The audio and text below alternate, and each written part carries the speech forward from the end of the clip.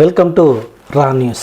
ప్రతి మనిషికి ఈ రోజులలో న్యూస్ అనేది చాలా ఇంపార్టెంట్. అంటే రాష్ట్రంలో కానీ, ఊర్లో కానీ, దేశంలో కానీ, ప్రపంచంలో కానీ ఎక్కడ ఏది జరిగినా కానీ కాస్త ఈ రోజులలో న్యూస్ అనేది తెలిస్తే, అంటే వార్త అనేది తెలిస్తే దాని పట్ల ఒక అవగాహన ఉంటుంది. ఏం చేయాలి, ఏం చేయకూడదు అనేది మనకు అర్థమవుతూ ఉంటుంది. దీనివల్ల మనకేమైపోతుందని అంటే ప్రపంచం ఎటువైపు వెళ్తుంది, ఎక్కడ ఏం జరుగుతుంది, మనం ఏ విధంగా మోటివేట్ అయిపోవాలి, ఏ విధంగా మనం అప్డేట్ అవ్వాలి, ఏ విధంగా మనం ముందుకెళ్ళాలి అనేదాన్ని కొంత చదువుకున్నా చదువుకోకపోయినా అందరిలో ఇదొక అవగాహన వస్తూ ఉంటుంది. అయితే ఈ మధ్యకాలంలో మనము రాజకీయ నాయకుల డిబేట్లు చూస్తూ ఉంటాం. అంటే డిబేట్లు కూడా కొంచెం అర్థవంతంగా ఉండాలని ప్రతి వాళ్ళు కోరుకుంటారు. అంటే పార్టీలు వేరైనా కానీ చెప్పాల్సింది ప్రజల కోసం కదా. అసలు డిబేటు పెట్టాల్సింది ప్రజల కోసం, ప్రజల యొక్క అవసరాల కోసం, ప్రజల యొక్క కష్టాల కోసం పెట్టుకోవాలి.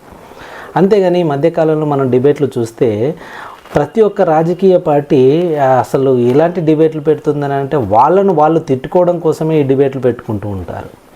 అంతేకాదు, ఇప్పుడు డిబేట్ పెట్టిన ఏదైతే ఛానల్స్ ఉంటాయో ప్రతి ఛానల్ ఒక్కొక్క పార్టీ వైపు పాజిటివ్గా, అంటే ఒక్కొక్క పార్టీ వైపు మాట్లాడుతూ ఉంటుంది.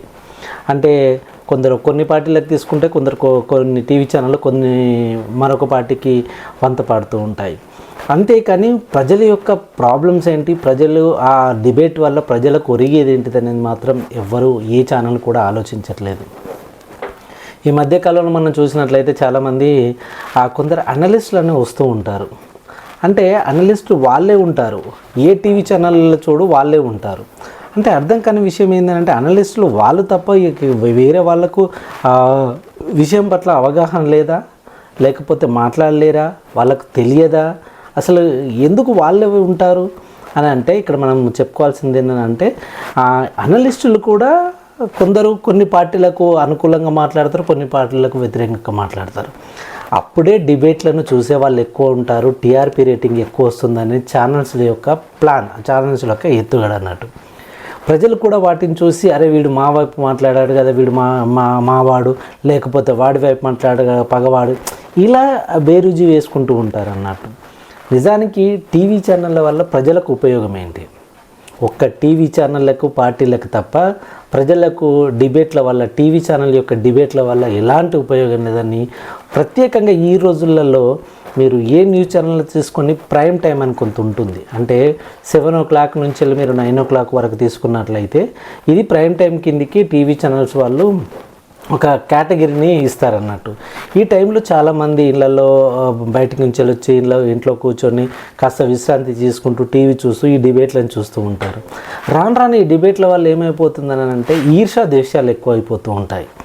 అదే ఒక ఛానల్లో ఒక పార్టీ తరపున, మరొక ఛానల్లో మరొక పార్టీ తరపున, అంటే ఏ ఛానల్స్లో ఎవరికి కావాల్సింది వాళ్ళు మాట్లాడుకుంటూ ఉంటారు. అంతేకాని ప్రజలకు నిజంగా ఏం కావాలి అనేది ఆ డిబేట్, ఆ ఛానల్ పెట్టే డిబేట్లో అసలు ఆ విషయమే ఉండదు.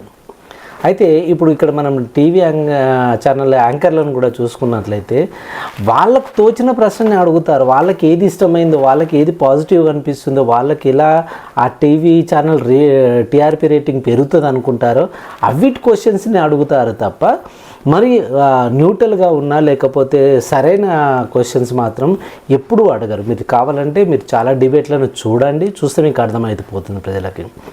వీళ్ళు ఇంతే కాదు, వీళ్ళు కాంట్రవర్షియల్ కూడా ఒక్కొక్కసారి క్రియేట్ చేస్తూ ఉంటారు. అంటే నువ్వు ఛాలెంజ్కి సిద్ధమా, నువ్వు రాజీనామాకు సిద్ధమా, నువ్వు రాజీనామా చేస్తారా, ఎక్కడ పెడతారు డిబేట్ చెప్పండి, మేము వస్తాం, మేము అరేంజ్ చేస్తాం. అంటే టీవీ ఛానల్స్ను, రాజకీయ నాయకుల్ని, ప్రజల్ని రెచ్చగొడుతూ ఉంటారు. యాక్చువల్గా టీవీ ఛానల్స్ మీడియా అంటేనే ప్రజల వైపున మాట్లాడాల్సిన ఈ మీడియా ప్రజల వైపున కాకుండా వాళ్ళ సొంత ప్రయోజనాల కోసం అనేదే వీళ్ళు ప్రోగ్రామ్స్ చేస్తూ ఉంటారు. ఎస్పెషల్లీ ఈ డిబేట్ల వల్ల ఏ ఒక్కరికి కూడా ఉపయోగం ఉండదు. కేవలం టీవీ ఛానల్స్కి ప్లస్ రాజకీయ నాయకులకి లేకపోతే అనలిస్టులకి. ఈ అనలిస్టులు కూడా ఎలా చేస్తారని అంటే వాళ్ళకి ఏ పార్టీ నచ్చుతుందో వాళ్ళ పార్టీ తరపుననే పాజిటివ్గా మాట్లాడతారు, కానీ అసలు ఆ పార్టీలో తప్పులేంటి, అసలు ఇంకా చేస్తే బాగుంటే, ఇంకా మంచి పనులు చేస్తే ఎలా ఉంటుంది, ఈ పనిని తప్పుగా చేశారు, ఈ పనిని కరెక్ట్ చేయండి అని అసలు చెప్పరు. అతను చేసిందే కరెక్టు, అతనే రాజు, అతనే రైటు, అతనే దేవుడు, ఇలాగే చెబుతూ ఉంటారు తప్ప అసలు డిబేట్ ఎలా జరగాలి, ఏం చేయాలనేది ఒక అనలిస్ట్ కానీ, ఒక టీవీ యాంకర్ కానీ, ఒక టీవీ ఛానల్స్లో కానీ ఎవ్వరూ ఆలోచించరు, రాజకీయ నాయకులతో సహా. అయితే ఇలాంటప్పుడు ఈ డిబేట్లు మనకు ఉపయోగకరంగా ఉంటాయంటే అస్సలు లేదని చెప్పేసేయాలి. ఎందుకనంటే దీనివల్ల రాజకీయ పార్టీలకు, టీవీ ఛానల్స్ కానీ చెప్తూ ఉంటున్నాను కదా, దీనివల్ల వాళ్ళకి టీఆర్పీ రేటింగ్ పెరిగేసి టీవీ ఛానల్స్ ప్రమోట్ చేసుకోవడానికి ఉపయోగపడుతుంది. మీరు చూడండి, ఒకే విషయాన్ని ప్రతి టీవీ ఛానల్ వాళ్ళు ఎలా వివిధ వాళ్ళకి ఇష్టం వచ్చిన రీతిలో దాన్ని ప్రజెంట్ చేస్తూ ఉంటారు. ఒకరు పాజిటివ్గా చెప్పొచ్చు, ఒకరు నెగిటివ్గా చెప్పొచ్చు, ఒకరు అసలు ఆ విషయమే కాదన్నట్టు అసలు అలాంటి విషయాలనే తీసుకోరు. అందుకోసమే చెప్తున్నాను, ప్రజలు అందరు గమనించాల్సింది ఏంటంటే ఇక్కడ ఈ టీవీ డిబేట్లలో పాల్గొనే వ్యక్తులు మాట్లాడే మాటలను మనం ఎప్పుడు కానీ సీరియస్గా తీసుకోవద్దు. ఎందుకంటే సీరియస్గా తీసుకున్నట్లయితే మన జీవితాల్లో మనకు కావాల్సింది ఏందో మనం కోల్పోతూ ఉంటాం. ప్రతి ఒక్కరూ దీని గురించి ఆలోచించాలి. డిబేట్లు చూడడం అనేది మంచిదే. మీకు విషయము ఎప్పుడైనా రాజకీయ పార్టీలు ఏం చేస్తున్నా, ఏంటిది మన ప్రభుత్వాలు ఏం చేస్తున్నాయని తెలుసుకోవడానికి పర్వాలేదు, కానీ వాళ్ళు మాట్లాడే ప్రతి మాటను మనం నమ్మాల్సిన అవసరం లేదు. ఎందుకంటే ఏ రాజకీయ నాయకుడైనా, ఏ టీవీ యాంకర్ అయినా, ఏ న్యూస్ ఛానల్ అయినా, ఏ అనలిస్ట్ అయినా అన్ని అబద్ధాలే చెబుతారు, కానీ ఒక్కరు కూడా నిజాయితీగా నిక్కచ్చుగా అసలు ఇది జరుగుతుంది మా గవర్నమెంట్లో, లేకపోతే మీ గవర్నమెంట్ ఇది చేయాలని ఎవ్వరూ చెప్పరు. వాళ్ళు డిఫెండ్ చేసుకుంటూ మాట్లాడతారు, వాళ్ళు ప్రైజ్ చేసుకుంటూ మాట్లాడతారు, వాళ్ళు గొప్పగా చెప్పుకుంటారే తప్ప కనీసం ప్రజల గురించి మాట్లాడే ఒక్క నాయకుడు, ఒక్క టీవీ ఛానల్ కూడా ఇప్పుడు లేదని చెప్పేసేయాలి. చూద్దాం రాను కనీసమన్నా ఈ టీవీ ఛానల్స్ మారుతాయా, లేకపోతే ఇలాగనే ప్రజల యొక్క పీక మీద కూర్చొని వాళ్ళకి నచ్చింది ప్రజల మీద రుద్దుతూ ఉంటారా, చూద్దాం.